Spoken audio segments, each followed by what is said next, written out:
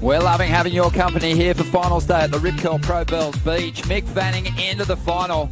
He'll be up against one of the two gentlemen that have just hit the lineup in Semi 2. And it is going to be a difficult draw for Mick, no matter who he faces. Has beaten him every single time. So Medina's got to overcome this guy. And he's taking off on the first wave here, loading up with a lot of speed. So fast his transitions have been throughout the contest. And he's so sure-footed, easily lands that floater, moves through to the inside. Starting to drive out on the open face now, up into the pocket once again. Always fades back into the bowl, rides over that foam and sets up those big vertical hits. Looking for a big finish here, drifts that tail. And he does stay on his feet. So a decent start for Italo. So balanced. And so he is very comfortable going and facing the opposite direction, very similar to what we see from Italo. We saw it in his final, just the last heat where he rode his wave switch foot. Right here, little stumble there, but somehow he accelerates and gets back to the open face. It's so amazing for him to be able to do that. He's so quick to get that board accelerating. So helpful too. I mean, he can literally be stumbling out of a turn and then he's straight back in up to top speed. Semi-disjointed on this wave, but he does complete it. He gets everything done. So it's going to be an okay number for Italo. Probably in the good range. And this wave looks beautiful. Look at the crease in the middle of it. It's doubling up. Fades back on that bottom turn. We always see him do that here. Climbs up into this first section. Adjusts well to get a solid hit in. Up into the pocket once again. On top of the lip this time. He throws down that backhand snap. And now he's just hanging back, waiting for this wall to do its thing. And here we go. Here's the big finish. Whammo! Absolutely clouts the closeout. A little bit more dynamic at the end, but maybe on those first couple of sections didn't tee off the way he would have liked. I don't know. I feel like Gabriel's going to get the better of the first exchange here. I mean, you can see the number come in for Italo. I just see Gabriel, bit more variety. You know, we saw that Italo had the kind of floater for the first two sections. We see here the fade sets up this first section. Had to deal with the whitewater and actually kind of had to just poke the board there. But this section, very nice, goes upside down, gets the fins releasing in the lip. Key element there is doing that in the lip. Judges have been scoring that super high all event long. Wave flattens out here, but again, goes back to that end section and makes sure he tags it vertical. Did he wash too much speed off on this fade, Pete? It could have been. You know, again, he's been doing that. Look, he literally just comes all the way back to it, and he sets it up, and that's probably too much of a fade because right here, you see he had to make the adjustment and lost some speed. But this section didn't miss it at all, did he? Just tags it. Gets those fins up and over, compresses out of it, so he keeps the speed up. Still feels like to me that this is going to be a better number over Italo's first wave as well. Priority is with Italo. He lets this one go. Medina swoops. Let's see what he can do. Draws off the bottom into this first section. A huge backhand snap, setting the fins free, getting that tail above the lip. And wants to get another vertical approach up into the lip once again. Has to readjust, but stays out in front of it. A solid section here. He absolutely belts it. And the wave starts to flatten out, so Italo might regret letting this wave roll through. Medina had no hesitation in picking this one off, and again, he gets a solid finish on the inside.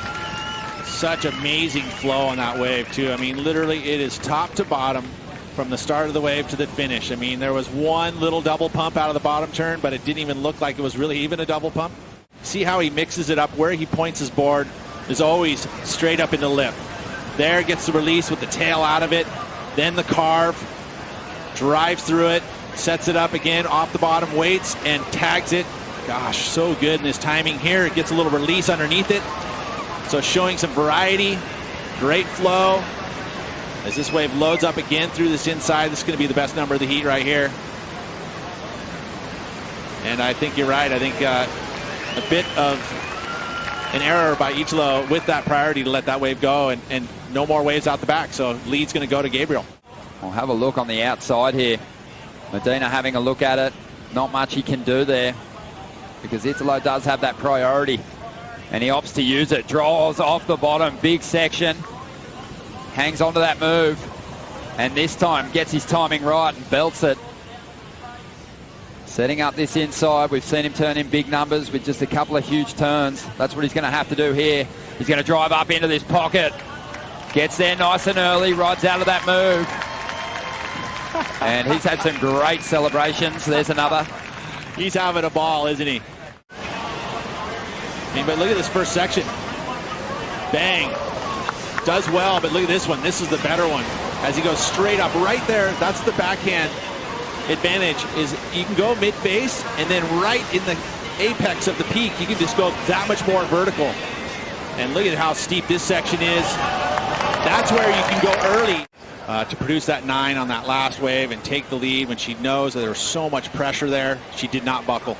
A rock-solid performance from the 16-year-old through the contest as well. You can see that wind picking up just a little bit. No dramas for Italo, though. Still finding some clean face as he drives up into the lip. He's trying to get rid of a 6.33. It looks like he's surfing him fast forward. So much momentum. Looks over his shoulder for a moment, then focuses back on this end section. Gets another hit in. And again, pumps the fist. Well, you think about the comparisons here. Let's go to that first exchange. You'd have to say that this wave right there in that same kind of zone, you know, if he does lift it, it won't be by a huge number or huge margin.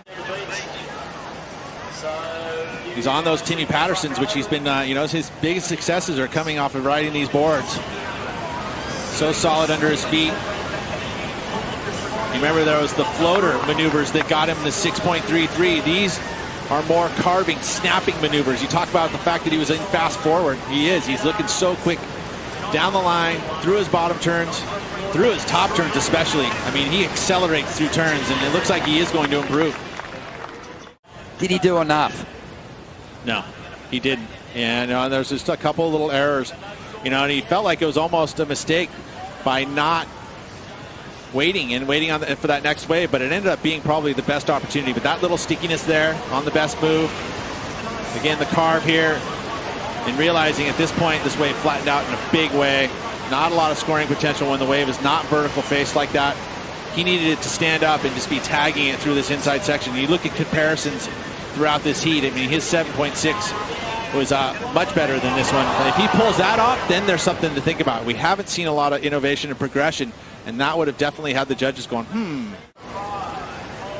This one coming to a close. Italo Ferreira on fire. Another big heat score total. Another 16-point heat